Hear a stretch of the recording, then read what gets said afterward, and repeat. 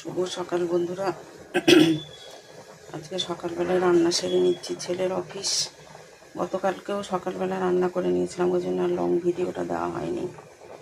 তাড়া থাকে তো ওদের, ওই তাকে ভাত বসিয়ে দিয়েছি।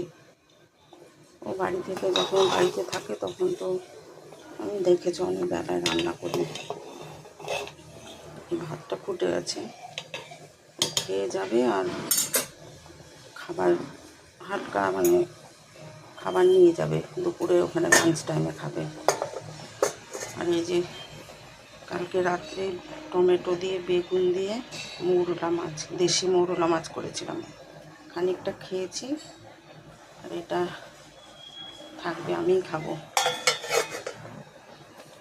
ওর বাড়িতে না খেলে আমার খুব একটা রান্নার তাড়া থাকে না। কালকে রাত্রে 2টো ডিম রান্না করে রেখেছিলাম, তার মধ্যে একটা খেয়েছি, এখন একটা ওকে খাইয়ে দেবো।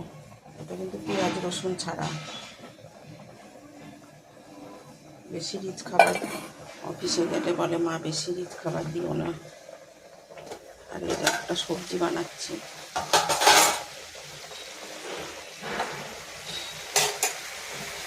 এখানে আছে মিষ্টি কুমড়ো, বিনস, আর হচ্ছে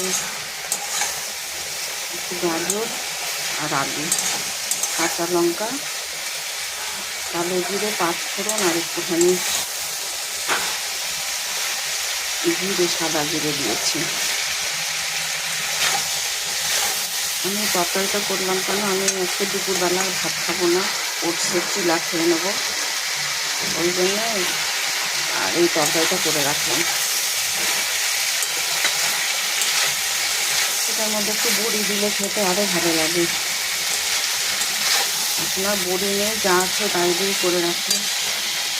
আমি তো তোমাদের সব ভিডিওতে বলি, যখন যেমন তখন তেমন। এই হচ্ছে আমার দুপুরের মেনু। যদি ডাল খাই তো পরে একটুখানি সেদ্ধ ডাল করে নেব।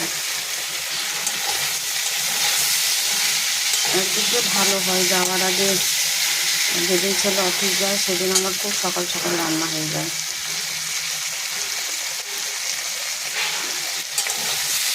এই সবজিটা খাওয়াও ভালো, রুটি পরোটার সঙ্গেও খাওয়া যাবে। এবার আমি একদম সিম আছে, একদম কমিয়ে দিয়ে এটাকে নরম করে ফেলবো রান্না করতে করতে।